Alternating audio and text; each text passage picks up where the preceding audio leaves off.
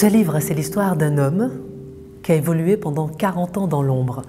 40 ans de vie politique sans véritablement se faire connaître, tout en se faisant connaître, tout en étant un pilier de la droite, tout en occupant les postes à responsabilité et tout en occupant tous les postes à tous les échelons de la politique.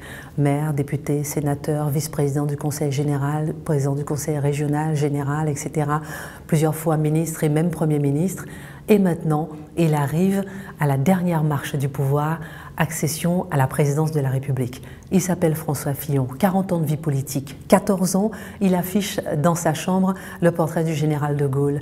Il s'est engagé depuis déjà 40 ans et pourtant, c'est l'homme des paradoxes, il évolue dans l'ombre. Il évolue toujours derrière quelqu'un, derrière Joël Le Theul, ministre de la Défense, derrière Philippe Séguin, derrière Balladur, derrière Chirac, derrière Nicolas Sarkozy, et pourtant, personne ne le connaît. Mais aujourd'hui, c'est peut-être son heure, c'est peut-être le moment où il a décidé de sortir de l'ombre, de sortir de cette carapace qu'on lui prête, l'homme lisse qui en fait ne l'est pas, le second qui en fait aime diriger, et il accédera peut-être à la présidence de la République. Voici l'histoire de François Fillon.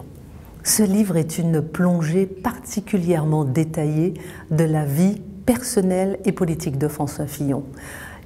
Chaque élection qu'il a vécue, il en a vécu une vingtaine. Comment il les a vécues?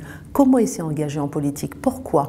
Comment il a ressenti? Quels sont ses adversaires? Ce que pensent ses adversaires? Ce que pensent ses collaborateurs? Pourquoi ses collaborateurs travaillent avec lui depuis 30 ans, 40 ans, ne l'ont jamais abandonné? Pourquoi, dès qu'on touche à François Fillon, on ne le lâche plus?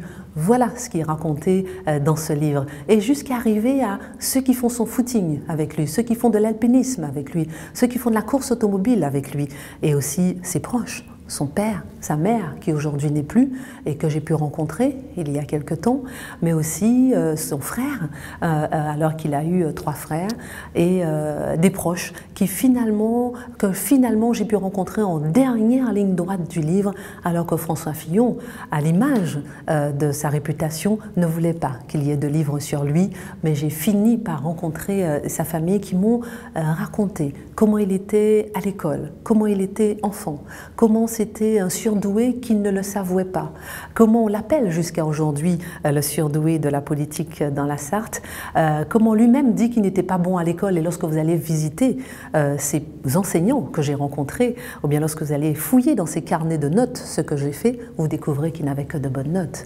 Donc c'est un homme des paradoxes, et c'était particulièrement important pour moi de rencontrer son père, sa mère, ses proches, et même si c'était à la dernière ligne droite de l'impression du livre. Et j'ai décidé de m'intéresser à ce personnage exactement au moment où tout le monde disait qu'il était transparent. Personne ne s'intéressait à lui. Mais je me suis dit que si le chef de l'État, à l'époque, a décidé de le choisir lui, pour gouverner la France, c'est qu'il y avait une raison. Je voulais absolument trouver cette raison. J'ai démissionné presque pendant 6 mois de mon travail, sans salaire. Je me suis installée à Sablé-sur-Sarthe, le fief de François Fillon, malgré l'opposition de tout son entourage au début pour faire le livre, pour enquêter minutieusement, jour après jour, depuis sa naissance jusqu'à son accession au pouvoir. Et je voulais découvrir qui est cet homme de droite qui finalement a été choisi pour être le Premier ministre.